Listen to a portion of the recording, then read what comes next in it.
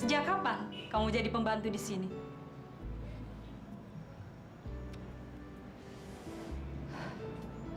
Sebelum kamu cerai dulu, kamu kan kerja di salon. Sedang tugas ke pengadilan. Sejak kapan dia mau kerja lagi? Sejak mengurus perceraian saya. Dulu kenapa dia berhenti bekerja? Karena syok. Setelah istri dan anak satu-satunya meninggal dalam kecelakaan mobil. Sejak itu, bertahun-tahun Om Rudi berhenti praktek. Tapi walaupun Om Rudi tidak bekerja, hidupnya tetap enak. Ini untuk Rama. Berikan waktu dia ulang tahun. Dan jangan dibuka sebelumnya. Kalau mau ketemu Rama, tunggu aja, Mas. Sebentar lagi dia datang. Kalau begitu, saya akan segera ke rumahnya untuk mencari dia. Berita kedua, tadi pagi Romi datang ke sini, Mas. Dia menyerahkan surat untuk Rama. Tapi lucunya dia bilang nggak usah dibuka sampai Rama ulang tahun. Ya, saya bilang, kalau mau ketemu Rama, tunggu aja di sini. Tapi dia nggak mau, Mas. Buka suratnya sekarang. Itu mungkin pesan terakhir dia. Mungkin dia akan bunuh diri.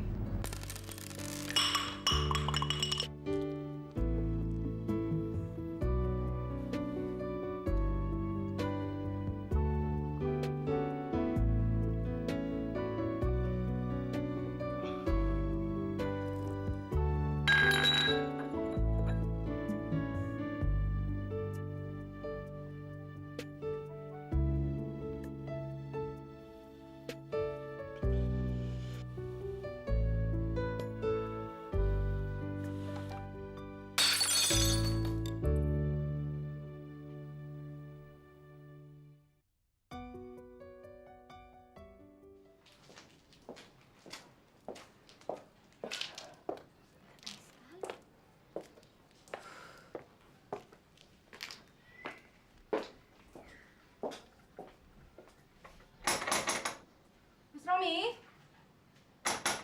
Mas?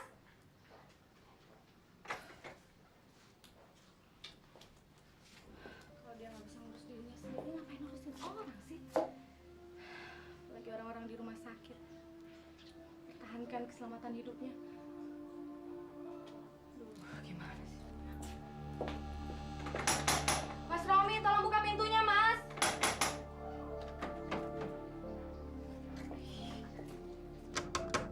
Mas Romi? Buka pintunya, Mas!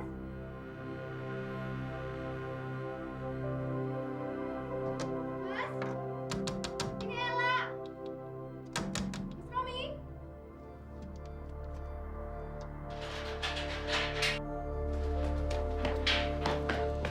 Dokter, Dokter Ella, Betul, betul. Dokter Romi mau bunuh diri. Apa? Dokter Romi mau bunuh diri. Dia menitipkan surat pada Mona buat Rama. Dokter Romi!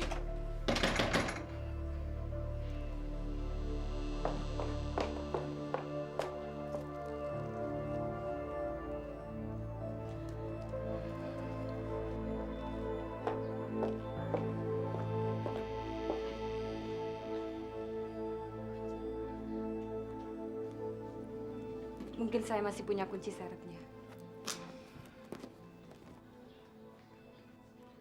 Cepat buka pintunya. Saya akan segera panggil ambulans. Silakan. Silahkan, ini rumah kalian. Nggak apa-apa.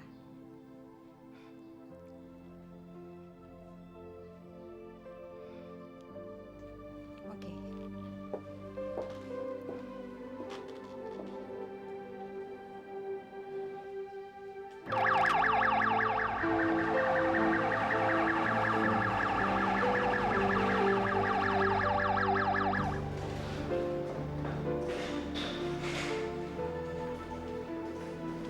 Mona. Mona. Bagaimana keadaannya? Ada perkembangan? Sudah baik kan? Lagi dicek lagi dengan dokter Ella, Mas.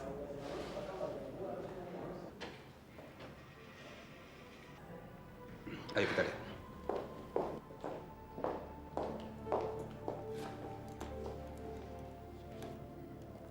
Bagaimana keadaannya, dokter?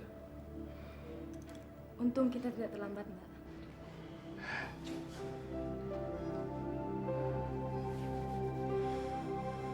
Ya, syukurlah. Inilah dia salah satu keajaiban Tuhan. Kalau mau menengok, silahkan.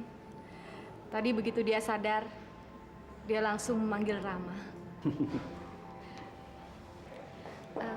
Kalau perlu apa-apa, saya ada di kantor saya ya. Oh ya, terima kasih dokter.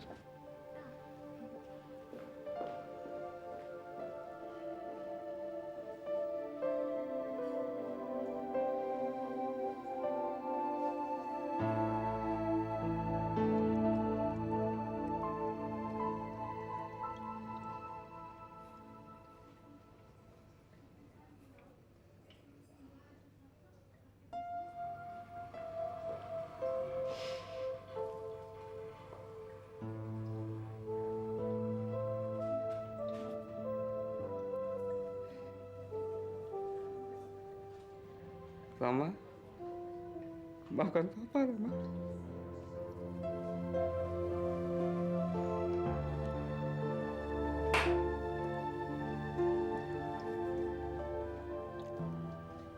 Maafkan Papa, Rama. Maafkan Papa, Rama.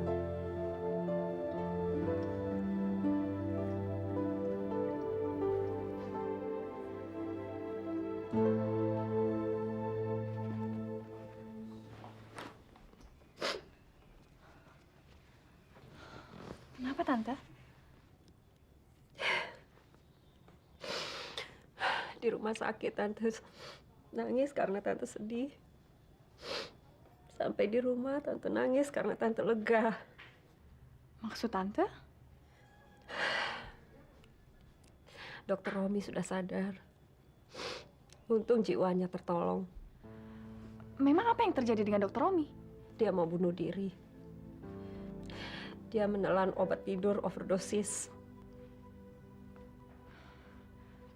Kok bisa Dokter Romi berbuat seperti itu? Ya.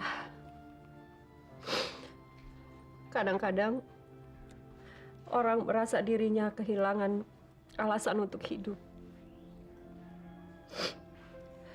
Sejak Tante melihat kondisi Dokter Romi, pikiran Tante selalu ke rumah. Tante ingat kamu. Tante khawatir kalau kamu melakukan hal-hal yang tidak berani Tante bayangkan. Tante jangan khawatir. Indah berjanji nggak akan pernah melakukan hal seperti itu. Tapi kenapa kamu kok nggak mau memaafkan keluarga Mohtar dan memulai kehidupan kamu lagi? Tidak ada yang perlu dimaafkan, Tante. Biarkan saja semuanya berjalan sewajarnya. Yang saya tahu, Jeffrey pasti akan bertunangan dengan Tanti.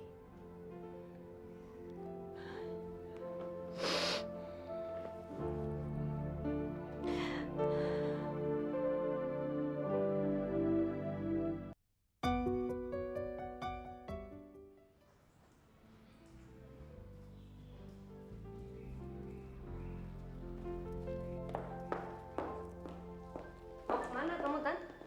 Mama. Tadi Mbak Ella telepon. Diminta Tanti sekarang ke rumah sakit.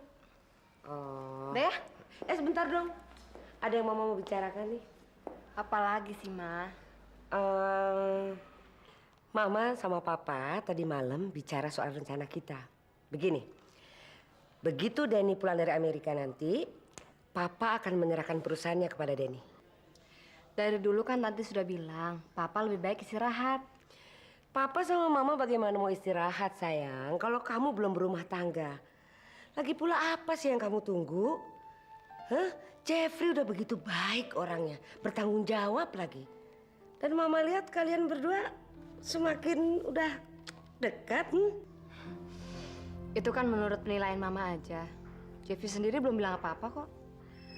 Papa mau undang Jeffrey makan malam di sini. Biarin, sekalian kita tahu bagaimana isi hatinya, ya kan? Ya, terserah Mama sama Papa deh. Nanti harus pergi sekarang, Ma.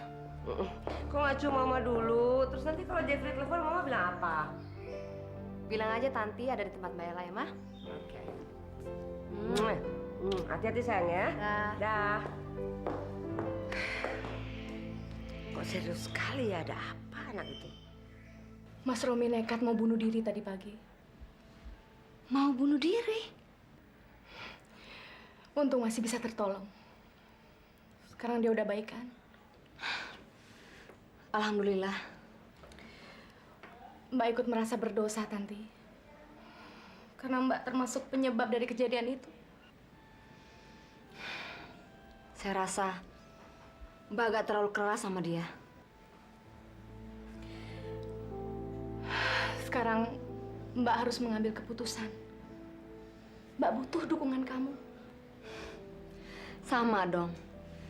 Saya juga harus mengambil keputusan. Dan saya juga perlu dukungan Mbak.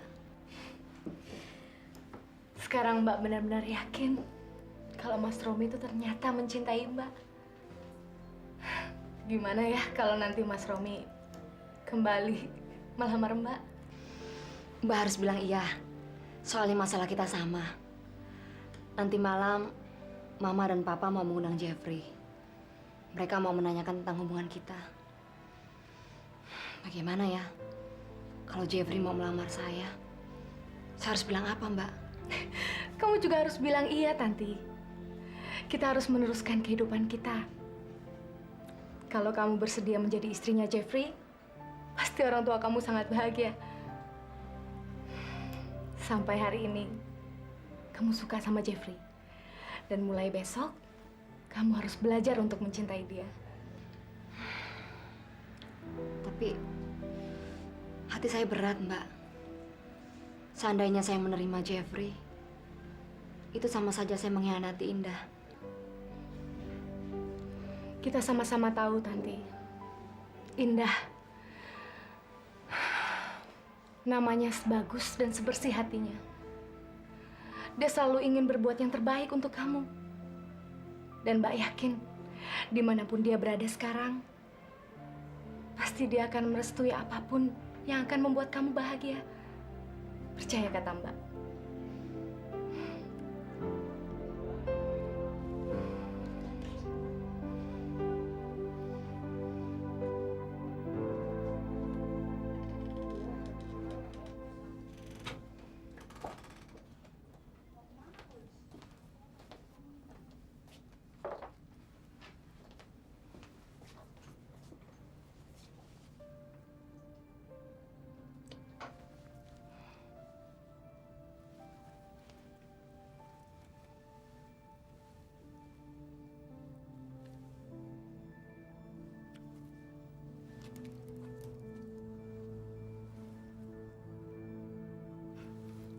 Jangan pura-pura tidur deh. Nanti kamu sakit beneran.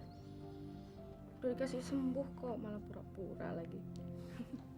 Makan supnya dulu ya, biar kamu nggak terlalu lama ngerepotin orang di sini. Maaf, saya telah mengagetkan kamu. Mas. Seharusnya orang terpelajar seperti kamu tidak melakukan hal-hal seperti ini.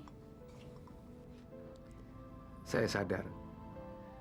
Saya selalu memikirkan diri saya sendiri. Karena itu saya minta maaf sama kamu. Oke, untuk kali ini maaf diterima. Tapi Mas janji jangan melakukan hal-hal konyol seperti ini lagi. Saya nggak suka.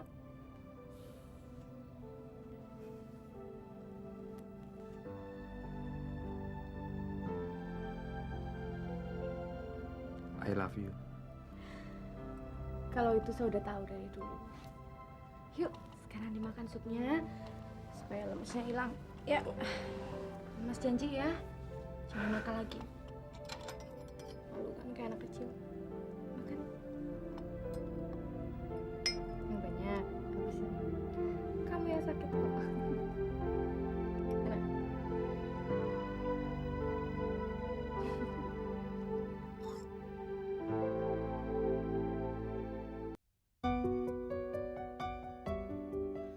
Saya nakal karena saya terlalu terpengaruh oleh Tony.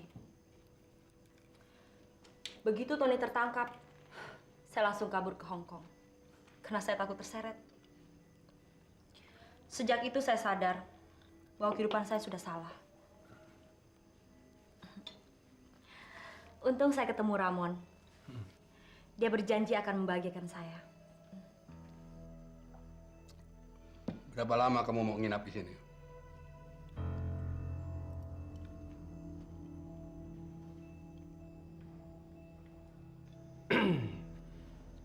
Kalau rumah ini kan gede banget, Om. Masih muat kan kalau kita di sini. Kecuali kalau Om mau kawin lagi atau punya keluarga sendiri.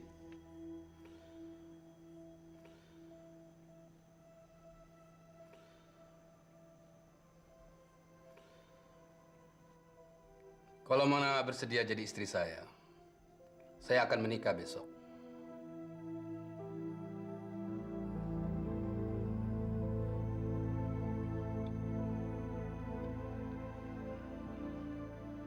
Dan kamu, Rita, mumpung kamu masih nginap di sini, kamu bisa bujuk Mona agar dia mau menerima lamaran saya.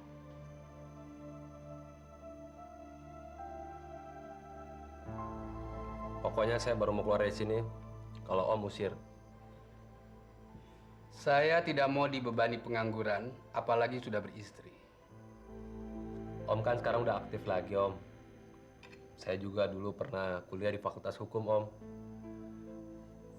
Barangkali aja saya bisa bantu-bantu Om di kantor. Boleh. Tapi dengan catatan harus kerja keras dan jangan macam-macam. Kalau melanggar aturan saya, harus angkat kaki dari rumah ini.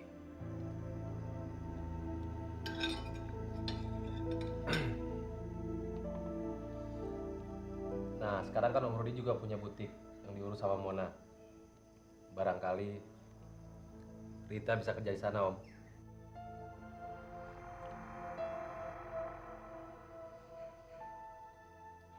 Butik itu sepenuhnya milik Mona. Dia nyicil setiap bulan kepada saya. Jadi dia yang berhak untuk menentukan apakah dia memerlukan karyawati yang baru. Boleh aja. Asal jangan macem-macem.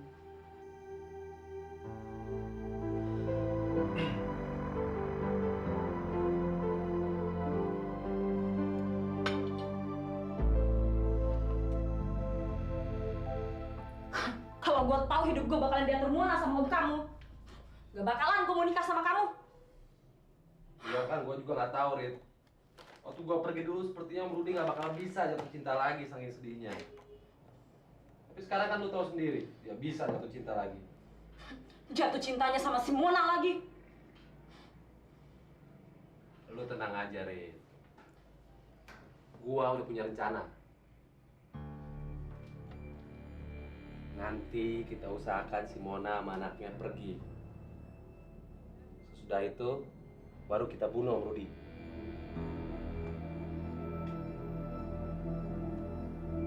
Lo mau membunuh om sendiri? Iya, dulu gua pernah nyoba. Gua rusak kren mobilnya. Tapi yang mati cuma anak sama istrinya. Sekali ini, gua harus berhasil.